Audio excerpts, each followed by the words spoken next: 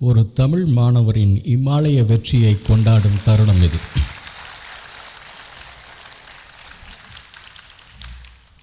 அது மட்டுமல்ல, அறிஞர் அண்ணாவின் பெயரை தாங்கியிருக்கும் இந்த அரங்கத்தில் தமிழ் ஆங்கிலம் என்ற இருமொழி கொள்கையை பயன்படுத்துவது பொருத்தமாகவே இருக்கும் என்று கருதுகிறேன்.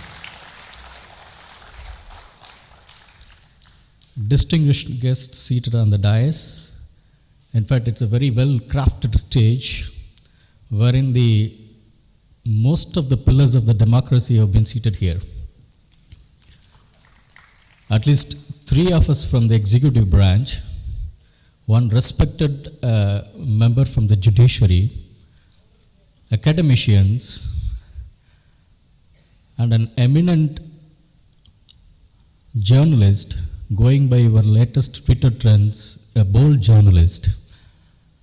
And of course, one glamorous branch is missing, which is only to be compensated by the chief regulator once he carefully chosen all of them. So all the branches of democracy is here, well-crafted stage. Friends, let me take you through the past through a time travel machine.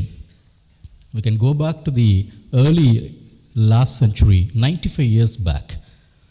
The year was 1924, September month.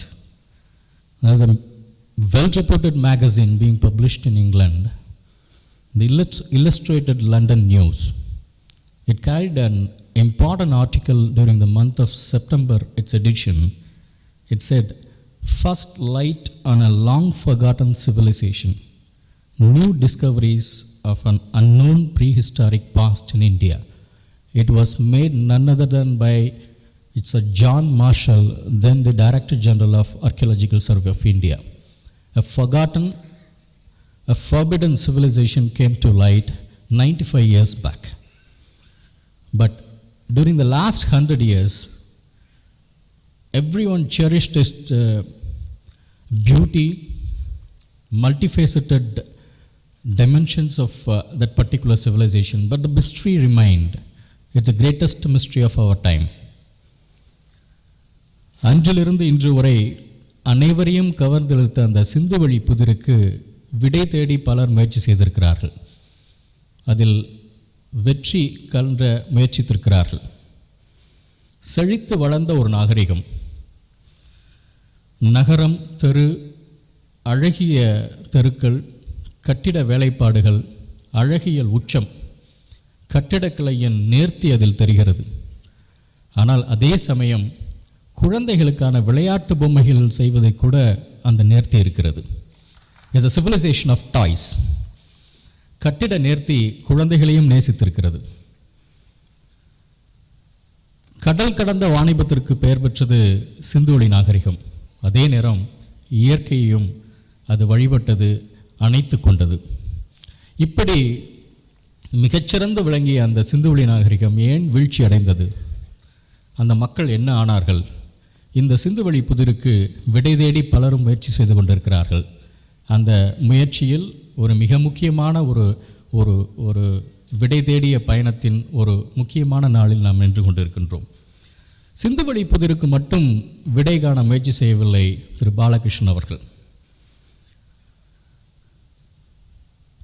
சங்க இலக்கியத்தை மீள்வாசிப்பு செய்ய வேண்டும். சங்க இலக்கியம் என்பது வெறும் இலக்கிய உத்திகளுக்காக பாராட்டப்பட வேண்டிய இலக்கியம் மட்டுமல்ல, அதில் நிலவியல், புவியியல், இயற்கை குறித்தான பல அம்சங்களை அடங்கியிருக்கும் அறிவு களஞ்சியம் என்ற புரிதலில் பல்லாயிரம் ஆண்டுகளான அந்த மக்களுடைய நினைவலைகளின் தொகுப்பு என்ற புரிதலில் அவர் முக்கியமான கேள்விகளை முன்வைக்கின்றார். சங்க இலக்கியத்தில் அடிக்கடி குறிப்பிடப்படும் மூதூர் என்பது எது? தொல்புகழ் என்று அடிக்கடி குறிப்பிடப்படுகிறதே, அது என்ன? 20 முறை, குறைந்தது 20 முறை இமயமலை வருகிறதே, எப்படி? கவரிமா என்ற விலங்கு வரும் இடத்திலெல்லாம் இமயமலை பற்றிய குறிப்புகள் எப்படி இடம்பெறலாம்? கணைக்கால் அத்திரி என்ற அந்த காட்டு கழுதையினம் வாழ்ந்த இடம் எதுவாக இருக்கும்? 49 வழிமுறைக்கு முன்னால் வேளிர் ஆண்ட துவரை என்பது எது? நன்னன் செய் நன்னன் என்ற அந்த மன்னன் ஆண்ட பொன்படு கொங்கானம் எது? பருவமழையை தாங்கி வரும் கிழக்கிலிருந்து வரும் கொண்டல், அனைவரும் நேசிக்கும் தெற்கிலிருந்து வரும் தென்றல், இந்த இரண்டு காட்சிகளை விட சங்க இலக்கியத்தில் எரிவாய் கோடை மேற்கிலிருந்து ஏன் அதிக முறை வருகிறது? ஏன் வாடிக் கொடுக்கும் அந்த வாடைக்காற்று ஏன் அதிகம் இடம்பெறுகிறது?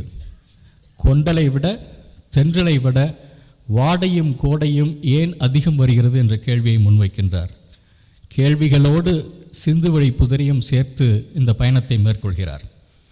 மேற்கொள்ளும் பொழுதுதான் நமக்கு அதிர்ச்சிகள் நிறைய காத்திருக்கின்றன. இடப்பெயர் ஆய்வு, தட் இஸ் ஹோம் கிரவுண்ட் டோப்போனமி. வஞ்சி, கொற்கை, தொண்டி என்பதெல்லாம் இந்திய துணைக்கண்டத்தின் வடமேற்கு பகுதிகளில் இடம்பெற்றிருக்கின்றன என்பதை அவர் மூலமாக தமிழ் கூறும் நல்லுலகம் ஏற்கனவே அறிந்திருக்கிறது. ஆனால் இந்த புத்தகத்தை படிக்கும் பொழுது அதிர்ச்சியும் ஆச்சரியமும் காத்திருக்கின்றன.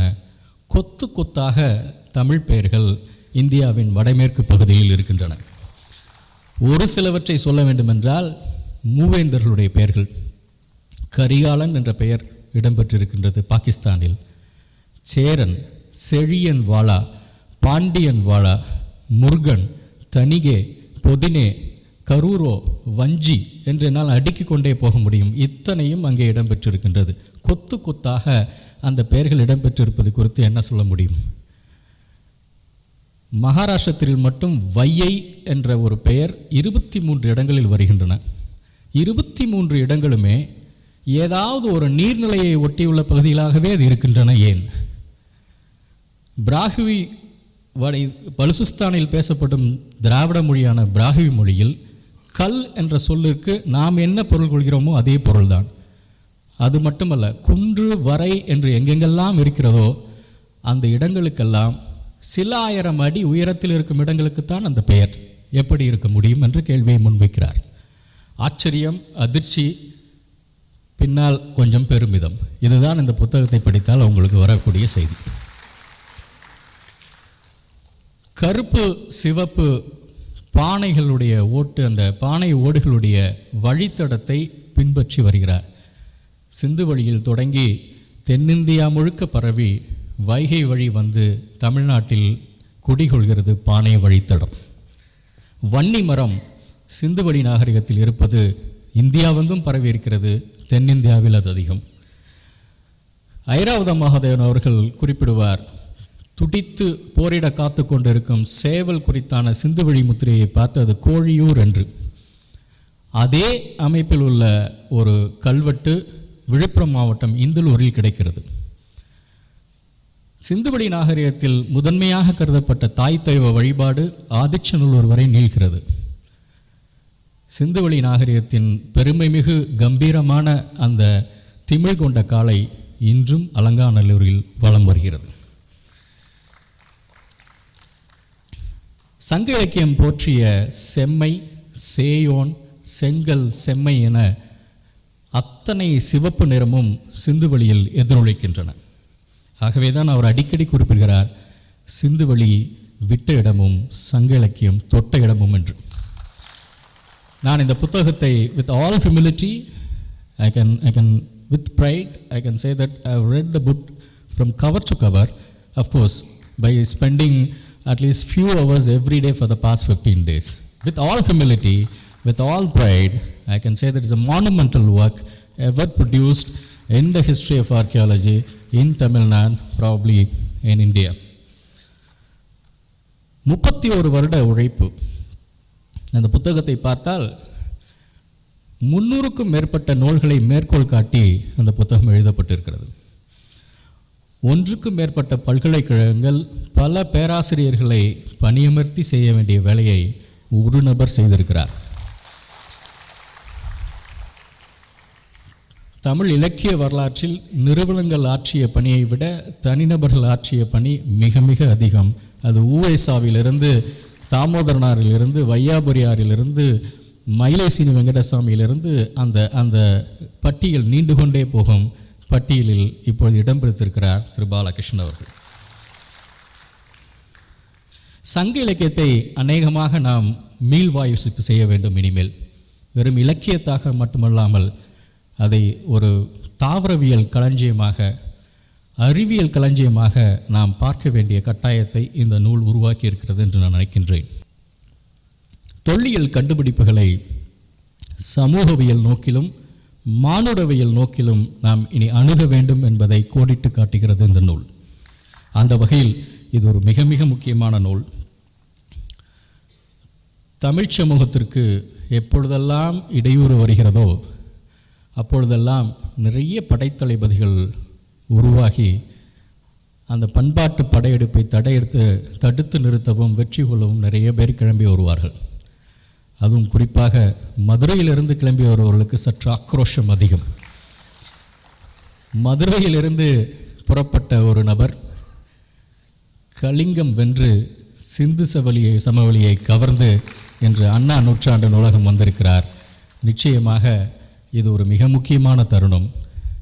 கடந்த 200 ஆண்டுகளாக வரலாற்றை புரட்டி பார்த்தால் அதிகாரியாக இருந்து கொண்டு தமிழுக்கு சேவை செய்தவர்கள் என்ற பட்டியலில் முதலில் இடம் பிடிப்பவர் பிரான்சிஸ் ஒயிட் எல்லிஸ். திருக்குறளை அறிமுகப்படுத்தி பதிப்பித்து உலகிற்கு அறிமுகம் செய்த பிரான்சிஸ் ஒயிட் எல்லிஸ் மிக முதன்மையானவர். இந்திய விடுதலைக்கு பிறகு ஐராவதம் மகாதேவன் மிக முக்கியமான நபர். தமிழுக்கும் பழந்தமிழ் எழுத்துக்களுக்கும் கண்டுபிடித்தவர். அந்த பட்டியலில் 3ஆவதாக திரு பாலகிருஷ்ணன் இணைகிறார். இந்த மூவரும் கம்பீரமாக நடந்து செல்லும் அந்த மாபெரும் சபைதனில் என்றென்றும் மகிழ்ச்சியும் பெருமைக்கும் உரியது. அந்த வகையில் இந்த நாளை தமிழ் சமூகம் என்றென்றும் நன்றியோடு நினைவு கொள்ளும். ஏனெனில் இது மிக முக்கியமான தருணம். இந்த நூல் இன்னும் 1 வருட காலத்தில் தமிழில் வெளிவந்தால், தமிழில் வெளிவரும் பொழுது அது தமிழக தொல்லியல் துறையின் வெளியீடாக இருக்கும் என்ற வாக்குறுதியும் நான் தருகிறேன். அடுத்த வருடம் இந்த நூல் தமிழில் வெளிவந்தால் அடுத்த 1 நூற்றாண்டுக்கு இந்த நூல் பேசப்படும். இதிலிருந்து பல நூல்கள் 100 பூக்கள் மலரும். அந்த 100 பூக்கள் நிறைந்த அந்த பூந்தோட்டத்தில் மலரும் அந்த நறுமணம், தமிழ் மனம் உலகை வெல்லும். நன்றி.